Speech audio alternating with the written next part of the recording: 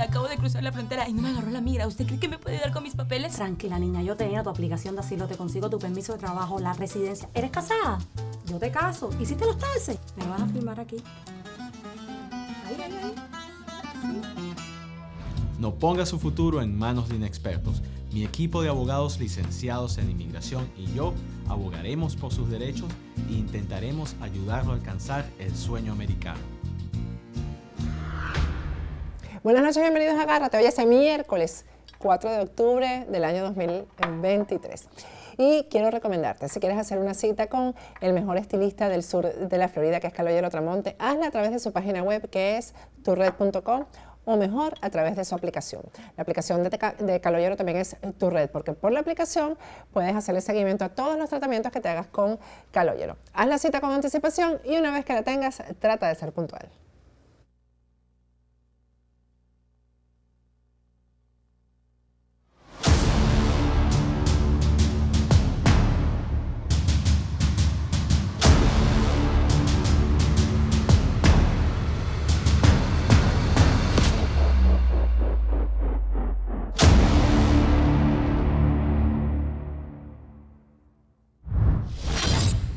Buenas noches, bienvenidos a Agárrate. Hoy es miércoles 4 de octubre del año 2023. Hoy estoy empezando un poquitico tarde porque quise ajustarme al horario del doctor Carlos Sánchez Berzaín, que es nuestro primer invitado, porque quiero tener una conversación con él, siempre me gusta tenerlo aquí cada cierto tiempo porque ustedes lo agradecen y además él hace el resumen de lo que está pasando en nuestra región de una manera que la verdad no se puede comparar con nadie. Gracias Carlos por acompañarnos una vez más. Gracias Patricia, un saludo a toda tu audiencia. Una columna que escribió Carlos Sánchez Berzaín acerca de lo que significa hacer elecciones en países como Venezuela fue lo fundamental para que yo lo invitara. Pero antes, Carlos, yo quiero mostrar una publicación de redes sociales que muestra. Vamos a pedirle a producción cuando esté listo que nos los ponga. Bueno, Jorge Rodríguez en Rusia. Yo me imagino que tratando de hacer lo mismo que están haciendo todos los voceros del régimen, de conseguir más dinero, Carlos, porque están ahogados. Tú lo dijiste en varios programas pasados que tuvimos aquí, que la situación para estas dictaduras no está fácil. En Venezuela la situación, a pesar de que la oposición lo está haciendo tan mal siempre, la situación para Maduro está sumamente difícil, sobre todo porque a nivel económico ya no dan más. Y Jorge Rodríguez estuvo en Rusia, pero no lo recibió ni Putin ni el canciller. Y eso lo demuestran las redes sociales, sus propias redes sociales. Hacer elecciones, ¿cómo va este tema de las elecciones en Venezuela, según tu opinión, Carlos? Bueno, hay dos maneras de mirar el tema, ¿no? Hay dos Américas. Una América democrática, en la que hay respeto a los derechos humanos, a las libertades individuales, Estado de Derecho, alternancia en el poder, separación e independencia de los poderes públicos y libre organización política, que permite sustentar esta institución extraordinaria que es un derecho humano, que es el sufragio universal. El sufragio universal no es otra cosa que el hecho de que los ciudadanos concurren a votar en igualdad de condiciones. No hay ciudadanos de primera y de segunda, todos valemos lo mismo y a través del sufragio universal expresamos una decisión de constituir un poder ejecutivo por un determinado periodo de tiempo para que gobierne cumpliendo la ley. Eso pasa en democracia, pero en dictadura se hacen procesos en los que se simula la elección, porque la palabra elección quiere decir optar por algo, quiere decir decidir entre una serie de alternativas, eso es elegir. Pero en las dictaduras del socialismo del siglo XXI, que están jefaturizadas por Cuba, integradas por Venezuela, Bolivia, Nicaragua, en su momento estuvo ahí el Ecuador, la gente vota pero no elige. Los llevan a votar con un resultado prefabricado para darle cierto tipo de narrativa de legitimidad al régimen, para permanecer indefinidamente en el poder con impunidad, gobernando a través del mecanismo de terrorismo de Estado, que no es otra cosa que el mecanismo del miedo. Entonces, lo que yo sostengo es que el mundo, las Américas, los líderes democráticos, pueden utilizar y deben utilizar estos elementos de lo que son las elecciones para distinguir qué es una democracia y qué es una dictadura. En los países donde se manipula el padrón electoral, el registro de los ciudadanos, donde eso está en manos de un grupo de criminales que lo infla, lo reduce, lo manipula cuantitativamente y geográficamente y demográficamente. Esos son países que sin duda son dictaduras. En Venezuela eso está en manos de un grupo de delincuentes que depende de la dictadura, lo mismo que en Bolivia. El padrón electoral en Bolivia está inflado en un 20 o 25%, lo mismo que en Nicaragua y en Cuba, ni que se diga, porque no necesitan hacer eso porque es una elección de partido único. Entonces es un ridículo. Y el otro elemento es el hecho de que además de la manipulación del registro de las personas, los administradores del proceso electoral no son imparciales, no son idóneos, son simplemente títeres del poder dictatorial al que tienen que favorecer. Ese órgano electoral venezolano da una vergüenza total, primero porque lo cambian, lo ponen y lo sacan cada que le conviene al dictador, y segundo porque hace como si fuera un órgano indirecto y cuasi autónomo lo que el dictador quiere. Ahora está en un gran ejercicio para tratar de impedir las elecciones internas de la oposición, diciendo que todo proceso electoral para que valga en Venezuela depende de ellos. O sea, no es así. ¿Y tú piensas que está bien que la oposición esté en esta carrera de las primarias? Y bueno, ya ellos dijeron que no van a aceptar el manejo del Consejo Nacional Electoral en esto, pero ¿qué piensas tú que puede resultar de estas primarias de la oposición? Lo que está pasando en Venezuela es que la oposición está tratando de hacer un proceso que le permita, primero, ser una oposición de verdad, porque en dictadura hay que distinguir dos clases de oposición. La oposición de verdad, la oposición real y la oposición funcional, que yo he definido como aquella oposición que no aspira a tomar el poder, sino que simplemente le hace al juego al régimen para darle permanencia, para darle narrativa, legitimidad y para permitir que se hagan procesos electorales que no son democráticos en el marco de la dictadura electoralista, que yo también he definido como aquellos procesos en los que el pueblo vota pero no elige. Entonces, el primer gran objetivo de este proceso que está llevando adelante la oposición en Venezuela es ser una oposición de verdad. Y por eso es que hay mucha gente que se ha excluido y por eso es que la dictadura le tiene el ojo puesto. El segundo es que buscar una candidatura única que permita, además de demostrar que es una oposición de verdad, ganarle fácilmente la elección a la dictadura, aún en condiciones de fraude, porque la dictadura tiene un repudio generalizado. Si logran ese segundo objetivo, entonces van a poner en contra la pared a la dictadura, y la dictadura ya está sintiendo esa presión, entonces quiere desarmar el asunto. Y el tercer asunto es que por más que haya fraude en la elección, por más que en Venezuela se monte de nuevo un proceso de dictadura electoralista, los hechos notorios son tan grandes que van a tener que usar violencia o van a tener que utilizar un mecanismo muy parecido al que ha sucedido hace poco tiempo en Nicaragua, donde encarcelan toda la oposición, torturan toda la oposición real, masacran a la oposición y destrozan toda la institucionalidad y hacen elecciones entre el grupo de criminales que detenta el poder.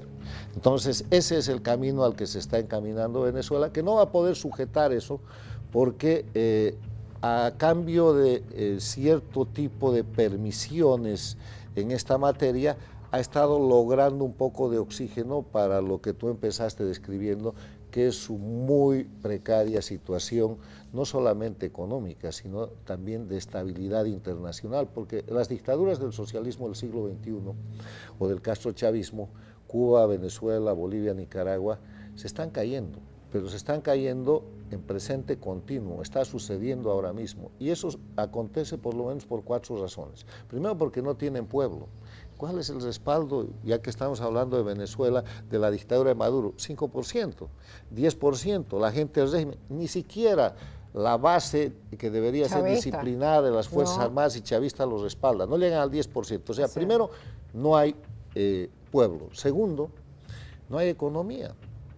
y no hay quien los auxilie, esto que acabas de Te iba a mostrar. preguntar, ¿tú crees que Rusia, porque tienen una viajadera Rusia, China, a ver si logran ese auxilio económico, pero les deben demasiado dinero? No, es que además Rusia y China no tienen. Para dar hay que tener, y no tienen. China está en una crisis económica extraordinaria, se está cayendo su sistema inmobiliario, Rusia está en una guerra en la que le está pidiendo a Corea del Norte que le dé munición, Irán está en una situación muy crítica, o sea, ¿qué le van a dar lo que no tienen? O sea, primero no hay pueblo, segundo no hay economía, tercero, no hay narrativa. ¿Quién se cree el cuento de la revolución bolivariana o de la revolución cubana Sí, o del ya proceso esa historia, boliviano? sí. Y el cuarto tema es el que acabas de describir. No hay opciones. El año 1999 Cuba estaba en lo peor de su periodo especial, pero estaba mejor que ahora está peor de lo peor. Y llegó Chávez a la presidencia de Venezuela y les regaló Venezuela. Hoy día no hay que regalar, no va a aparecer otro traidor a la patria como Hugo Chávez que entregue su país y convierta un país de ser el país más rico de la región y más estable como era Venezuela el año 99, en 25 años en un país que disputa si es más miserable o no que Cuba y le gana, porque este año más miserable que Cuba es Venezuela en la estadística internacional. Entonces, no hay pueblo, no hay economía, no hay narrativa, no hay opciones, se están cayendo. Pero el tema, a mí lo que me preocupa es el tema de la oposición. Ayer hice un programa, por cierto ha sido muy visto, sobre el papel de Manuel Rosales en todo esto, ¿no? Que es el candidato a la medida del régimen, el que además está con su espada de Damocles encima amenazado y que tiene que hacer todo lo que el régimen diga. Si finalmente este es el candidato, ¿qué puede pasar? Porque el tema es que quien ha movilizado el país en los últimos meses ha sido María Corina Machado y unos y otros la quieren eliminar, Carlos. Es muy claro que la candidata de la oposición real va a ser María Corina Machado. Y cualquier candidato que se ponga en medio va a ser un candidato de traición y va a ser un títere de la dictadura. Llámese lo que se llame. Y eso se repite en todos los países bajo dictadura. Han habido 3 candidatos en Nicaragua, en Bolivia eso tiene nombre, se llama Carlos Mesa, se llama Samuel Doria Medina, se llama Jorge Quiroga y hay otros nombres que hacen ese juego, que mientras hay, en el caso boliviano, más de 280 presos políticos, ellos entran y salen del país y participan en eventos internacionales como si nada pasara. Lo mismo que la gente de Venezuela. En Venezuela funciona la puerta giratoria con una constante de 250 o 300 presos políticos y mientras tanto esta gente va por el mundo y transita por Venezuela como si fuera un país con democracia, cosa que no sucede. Entonces eso es la farsa de la narrativa de tratar de presentar una dictadura como si fuera un escenario en el cual hay libertad. Y en las dictaduras, además de la descripción que daba al empezar, donde se violan los derechos humanos, donde no hay padrones electorales aceptables, donde los administradores electorales son simplemente prevaricadores del régimen y donde no hay ninguna garantía a los derechos humanos, lo que hace desaparecer el sufragio universal, no hay elecciones. O sea, van a tratar de eliminar a María Corina Machado y para eso tienen varios procedimientos. Sí. El procedimiento, digamos, nicaragüense, encarcelar y después exiliar y acabar. El procedimiento ecuatoriano, matarlos. Han matado a Fernando Villavicencio. Hay que tener mucho cuidado con eso porque el socialismo del siglo XXI mata. Han matado al alcalde de Manta en el Ecuador.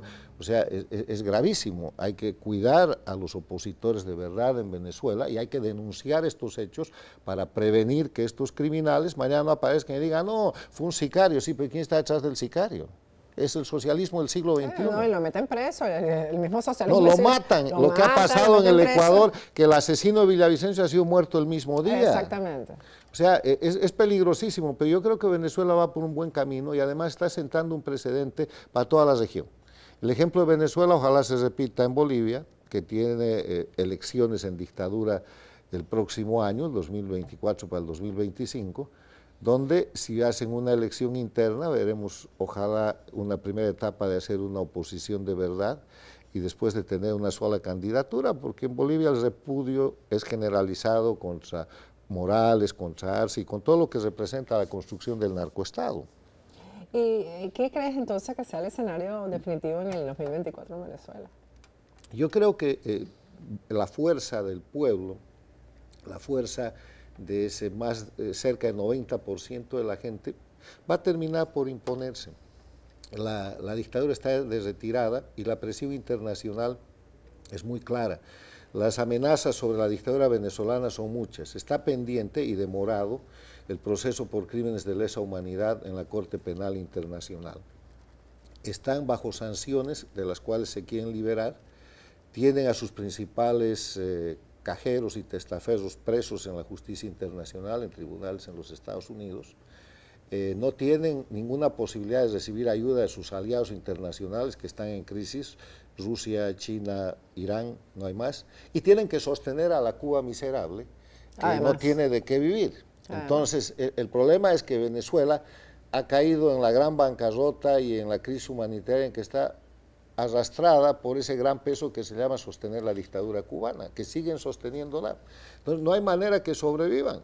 Y dentro de lo que es el castrochavismo venezolano hay grandes disputas. Eso te iba a decir, porque algunos querrán irse y soltar eso y retirarse. Yo creo que Maduro está en esa lista de los que ya quieren soltar eso y ya que los dejen en paz. Y hay otros como Diosdado que no lo van a soltar. No, yo creo que los radicales Diosdado, que quieren la guerra antes de yo irse. creo que lo que Diosdado quiere es sacar a Maduro. Diosdado quiere desempatar el gran momento en el que fue derrotado después de la muerte de Chávez. Está claro que a Chávez lo mata la dictadura cubana, así lo ha escrito y documentado Enrique Salas Romer. Hay un libro y más sobre eso. Y cuando muere Chávez, lo que pasa es que se disputa la sucesión a Chávez y dentro de Venezuela nace la disputa entre el castrismo venezolano, Maduro, y el chavismo venezolano, Diosdado Cabello, y obviamente gana el castrismo. Entonces, Diosdado lo que quiere es, con todo el discurso que haga o lo que fuera, quiere liquidar a Maduro y quedarse, así sea por un instante, como dueño del proceso dictatorial. Y ese es el principio del fin, porque Cuba sigue sosteniendo con todo lo que puede, con toda su tecnología criminal, a Maduro. Pero dentro de lo que es Venezuela, eso ya es insostenible. Yo creo que el control territorial que tiene la dictadura es menos de 1/3 en Venezuela. Ahí están los grupos criminales, ahí están los chinos, Ese es el otro problema, ahí sí, está los iraníes. el tema de los narcotraficantes, Sí. y se ha vuelto una serie de republiquetas de crimen que ya se han empezado a disgregar y a descontrolar de lo que es el crimen organizado que ellos manejan. Y eso es muy peligroso. Ahora, ha sido un refuerzo muy grande para la dictadura venezolana la llegada de Petro al gobierno de Venezuela, que ha sido financiado desde Venezuela, desde la dictadura, desde el narcotráfico, pero eso en vez de arreglar el problema venezolano, está llevando al desastre total al gobierno de Petro. Bueno, Carlos, te estoy muy agradecida y espero que se repita esta conversación antes de que termine el año. Topografía pura, lo que hemos hecho, Patricia, Así es. es mostrar la realidad objetiva. Ahora, en ese marco de la realidad objetiva, harían falta 2 cosas para que la caída de las dictaduras se aceleren. Primero, mantener la resistencia civil de los pueblos, en lo que no hay nada que decir porque hay mucha valentía en Venezuela, en Cuba, en Bolivia, en Nicaragua. Y segundo, que es lo más importante, que los líderes democráticos del mundo cumplan sus obligaciones internacionales. No es un favor, tienen que cumplir la Carta Democrática Interamericana, el Tratado Interamericano de Asistencia Recíproca, el Acuerdo de Palermo, la OEA, la Convención de Palermo, el Estatuto de Roma. Hay una cantidad de normas internacionales que no están siendo respetadas y que hacen aparecer a los líderes democráticos de las Américas y el mundo como cómplices de las dictaduras, porque si estos cumplieran el principio, por ejemplo, de no negociar con las dictaduras que violan los derechos humanos, de no transigir con los países que tienen presos políticos y de no aceptar resultados de grandes crímenes electorales como el de Nicaragua que acaba de suceder o el que quieren perpetrar en Venezuela o en Bolivia, entonces la cosa se arreglaría muy fácil. Sí. Gracias, Carlos Sánchez Berzaín. Yo sé que nuestra audiencia agradece muchísimo estas conversaciones contigo. Y vamos a ir a un corte, regreso. Me voy para el sofá a tener una conversación un poco más liviana, más ligera que todo esto. Ya regresamos.